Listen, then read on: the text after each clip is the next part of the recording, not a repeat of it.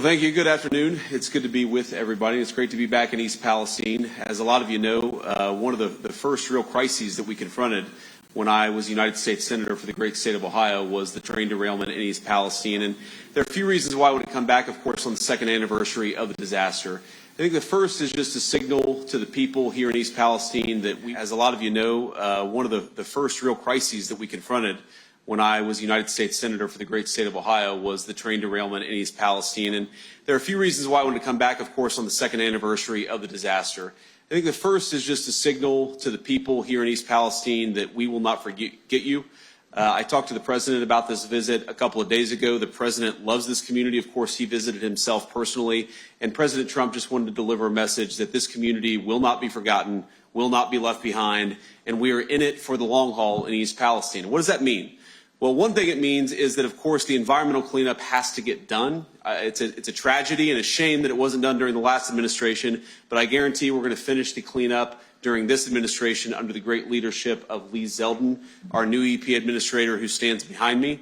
And I also think that part of that means the long-term economic development of this community. We know that a lot of local businesses and a lot of local people lost a lot when that train disaster happened a couple of years ago. We are committed not just to finishing the environmental side of the cleanup, but hopefully seeing East Palestine build back better and stronger and more prosperous than it was before this disaster happened in the first place. That's not going to happen overnight, of course. I'm a realist about this, but I just want the people to know here that President Trump, me, and the entire administration are committed to ensuring that the people of East Palestine that their community, their government does right by them, and we'll keep on working at it in the months and the years to come. So before I take a few questions from the press, I want to invite first our new EPA administrator and then Governor DeWine to come up and say a couple words. Lee?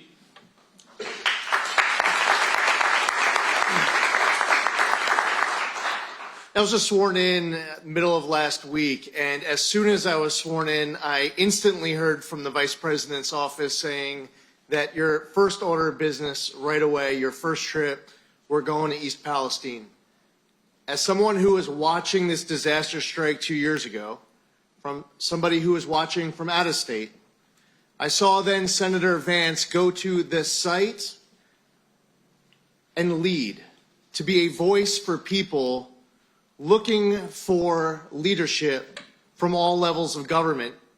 It educated the rest of us around America what was going on, and it motivated all of us to want to be able to do our part now knowing this tragedy and what it meant for this community.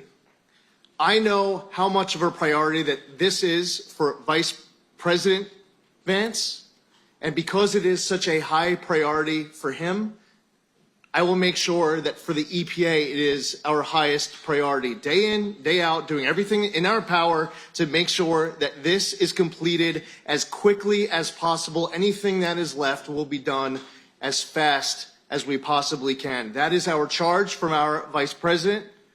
I'm honored to be here with him, alongside of him, and with all of these great local leaders who make it very clear that this community will not be forgotten, and this community's rebound will be greater than ever.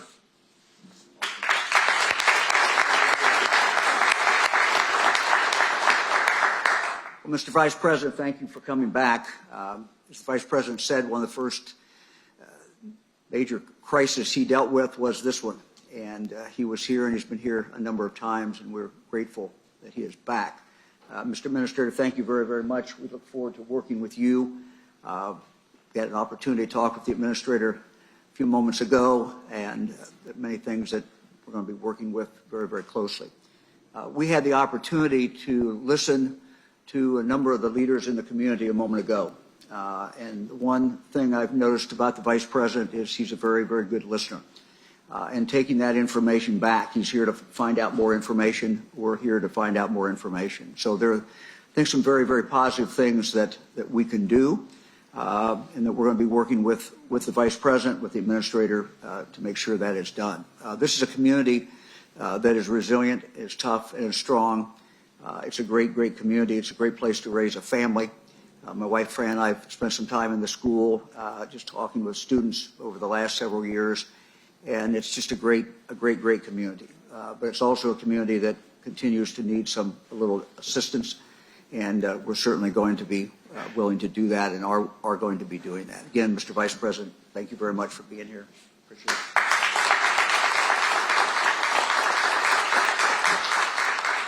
So before I take some questions, I just want to echo something the governor said and something the new administrator said, which is you've got great local officials here in East Palestine, Ohio, and in Columbian County. I particularly want to thank Mayor Conway for your leadership, of course, during the terrible disaster, but of course in the couple of years since. And I think that this community will build back stronger. And part of that is because of the leadership of Trent standing behind me. And of course, the great firefighters.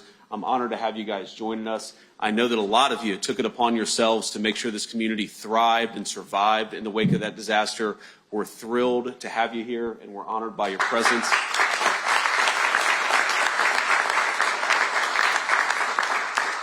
And of course, I can't leave out the great fire chief. Chief, where are you? There he is.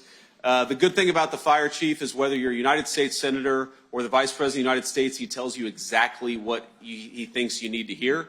And in the case of this community, I think you've got a great advocate here in the fire chief and the mayor. So we'll keep working at it.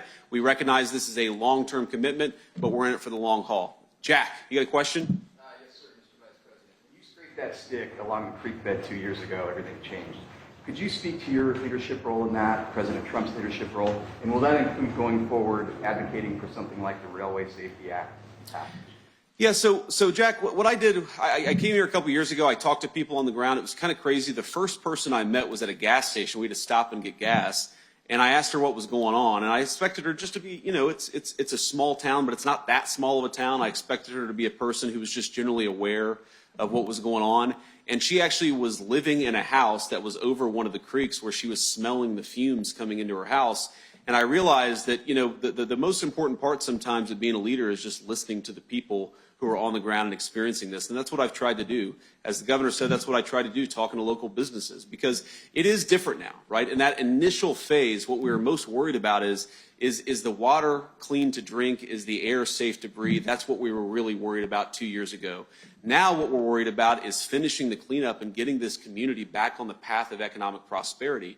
And you asked about the Railway Safety Act. I mean, I sponsored the Railway Safety Act because I thought then, and I still think now, that we could do a lot better. We could have smarter regulations that actually empower the railways to experiment with technology that will make their business safer, but most importantly, make these communities safer.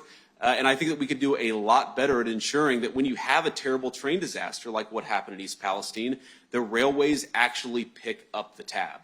And that is one thing. As much as I'm inspired and gratified by the resiliency of this community, I heard a lot about Norfolk Southern making promises to this community that it didn't keep. And you can be damn sure that over the next 6 months, you're going to hear a lot from the Vice President of the United States and the entire administration. If Norfolk Southern doesn't keep these promises, we are going to talk about it and we are going to fight for it. Does it bother you that Congress is still, that the Rail Safety Act is still hung up in Congress? Sorry, say that again, sir. Yeah, does it bother you right now that the Rail Safety Act is still hung up in Congress? And what is your message to the members of Congress over that legislation? Well, look, I'm bothered that it wasn't brought up for a vote in the last Congress, because I at least know in the United States Senate we had the votes to pass it. And I think that now that falls, of course, to the United States senators standing behind me. And I know we're thrilled to have Bernie Moreno and John Husted here, but also to the Pennsylvania senators. I think to actually work that legislation to make it as good as possible and to make it possible for it to come up for a vote in the United States Senate. I do think that is a very viable and a very reasonable goal. I do think that we continue to need to do better at rail safety in this country. And I even talked to the fire chief a little bit. He's got strong views about rail safety, probably how we can make the bill a little bit better, but also how we can make sure that common sense rail safety makes its way into our public laws. Henry, any question?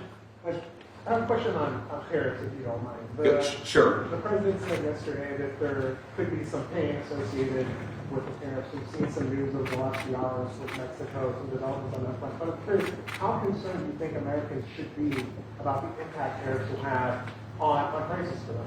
So, Henry, let me bracket that question just because I want to focus on East Palestine, at least for the next couple of questions. Yeah. We're talking about the cleanup that has to be done here, both economically and environmentally. What definitive actions can the people here depend on from your administration to get that done? Well, I think the first and most definitive question is that, Natalie, is that right? Okay, good. I have a good memory. The first and most important and concrete promise is that we're going to be transparent as the cleanup proceeds. Now, I remember talking to the Biden administration when I was a junior United States Senator, and I would say, well, when is the cleanup going to be done? And they'd give me a date. And then I'd call a couple of weeks after that date, and I'd say, well, is the cleanup done? And they'd say, no, it's going to take another few months. And so I'd call a few months later. Is the cleanup done? We're going to be honest and open with the people of East Palestine about this cleanup as it proceeds apace. I'm not saying everything's going to go perfect, because it never does, but we will always be honest and transparent with the people here. I think the second thing that we need to do, and we certainly commit to doing, is when you talk to people here on the ground, they know that this disaster left a mark on this community.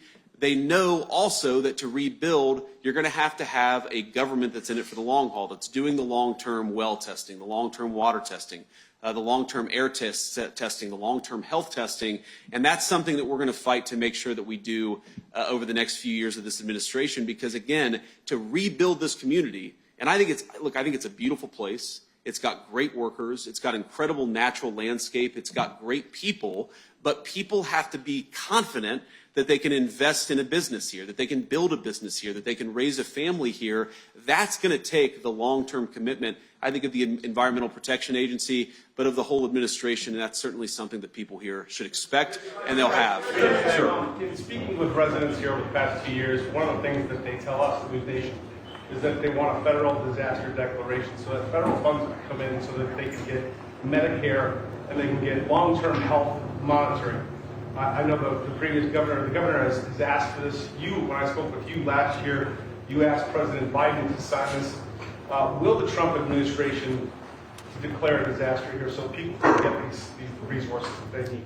Yeah, so the long-term health monitoring, by the way, is something that we're very focused on, and I'm personally very focused on. It's something my Senate office worked a great deal on, and frankly was very disappointed that the Biden administration wasn't willing to meet us halfway there. We're going to do a lot there, and I think there's a lot that could be done.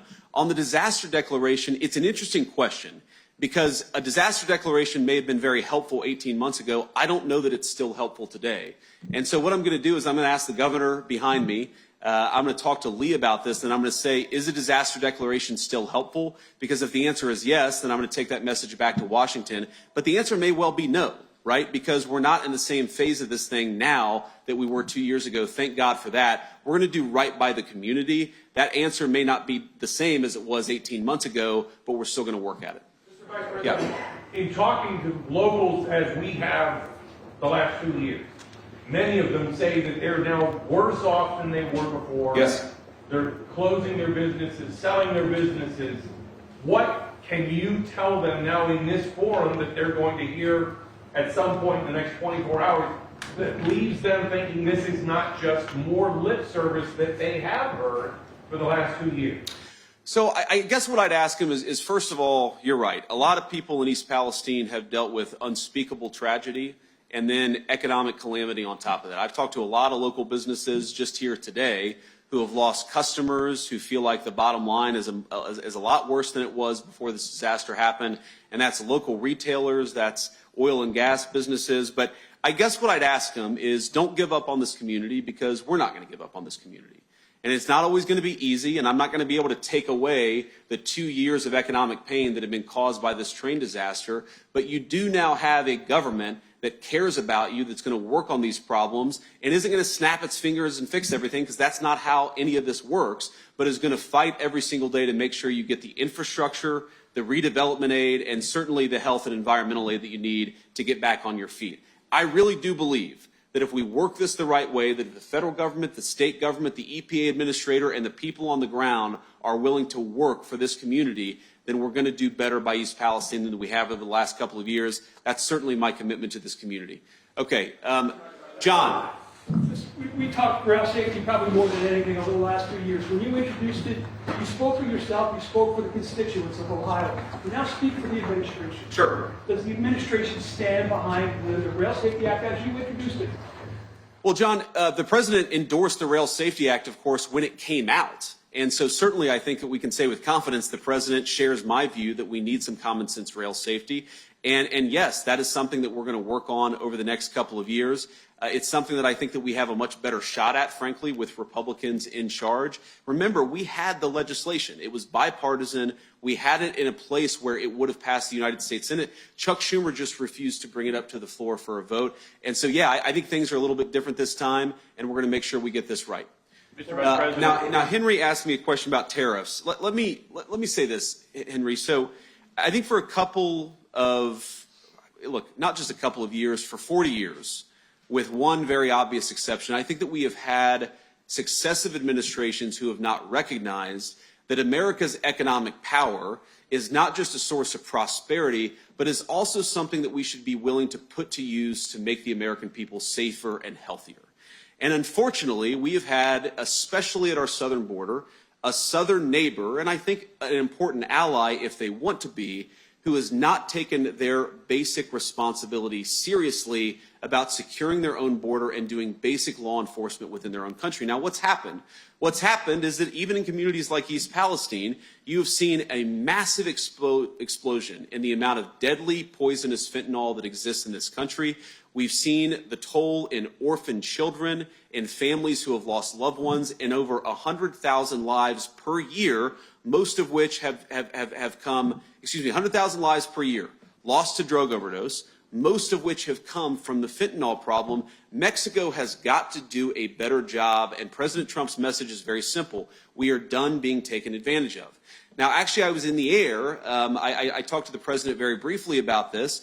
He spoke with the president of Mexico this morning, and the president of Mexico committed to putting 10,000 additional Mexican troops on that southern border, our southern border, of course, the Mexicans' northern border, to take law enforcement more seriously, to go after those Mexican drug cartels a little bit more aggressively. So for literally 3 days, I heard the far left in this country say that these tariffs would make Americans' lives worse off. And what actually happened is the Mexican government was so afraid of the tariffs that they actually are taking their border enforcement and their anti-cartel activity more seriously. That is not a pathway to making Americans worse off. That's a pathway to making Americans better off. Now, the president has also been very clear that we have to rebalance our trade relationship in this country.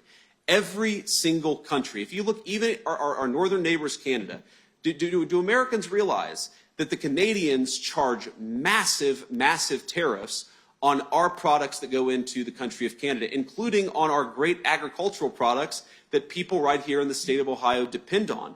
Well, if the Canadians are going to use their economic power to penalize Americans, I think it's totally reasonable for the American president to say, we're done being taken advantage of. We, of course, want to have a great relationship with Canada, but that goes both directions. And that's all his conduct and his activity of the last few days was about. We're done being taken advantage of in this country. We have got to rebalance the trade relationship between ourselves and our allies, ourselves and our adversaries. President Trump is committed to that, and tariffs is one tool that he's going to use to accomplish it.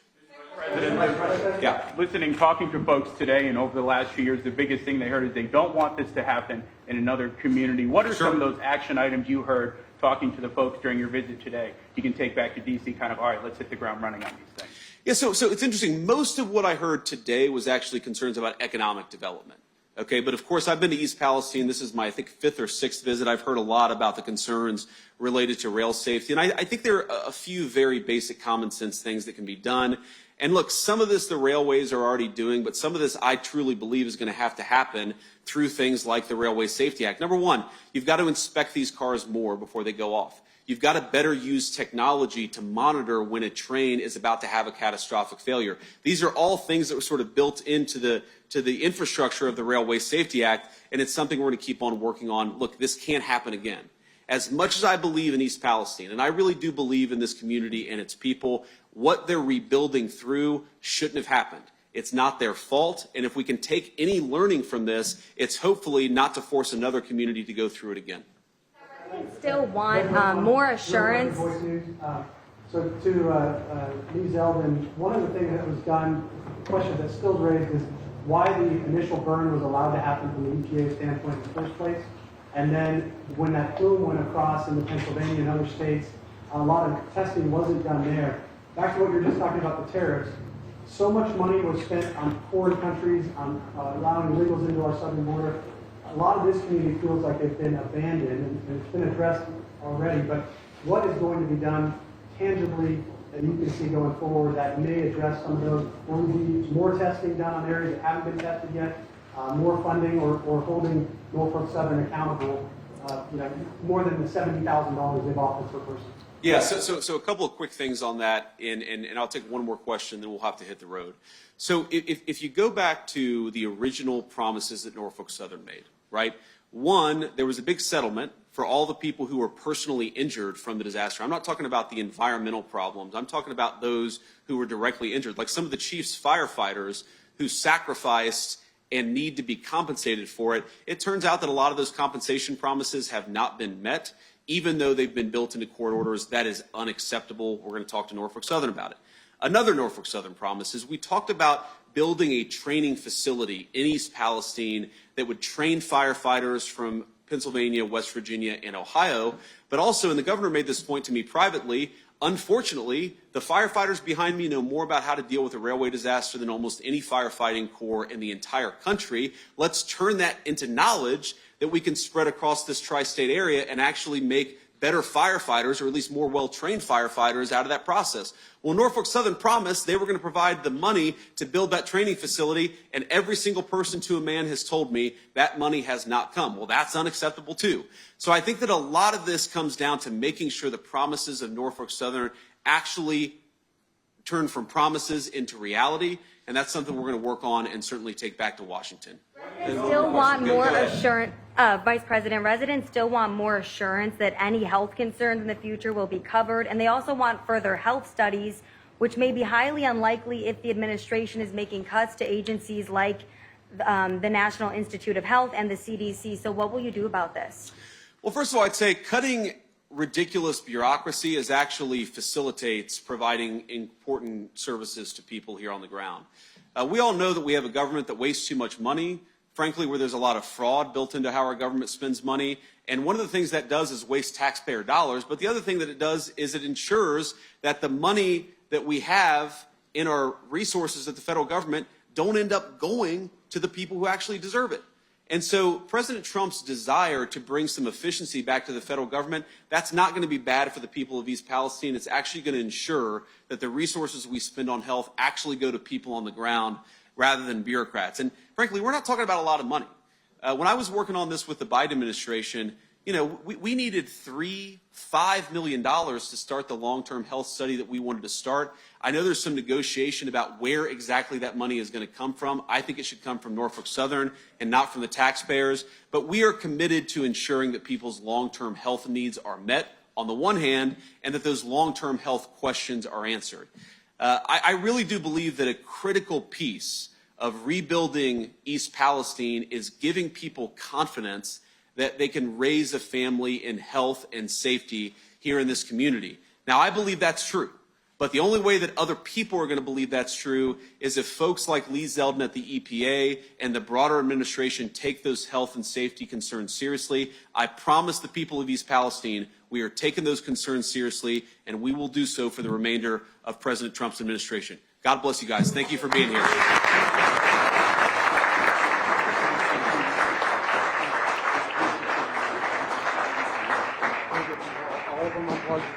Can you unplug me? You guys unplug this, please. All the ones that all the full ones. There's no more sound.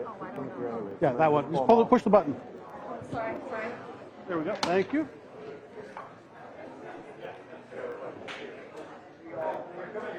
Jack, grab my cable.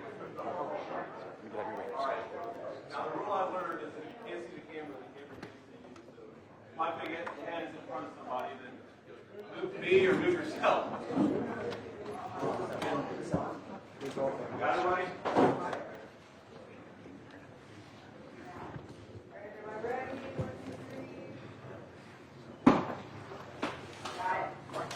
Thank you all. Thanks for everything.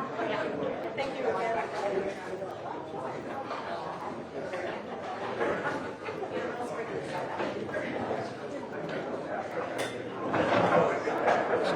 Yeah, come on.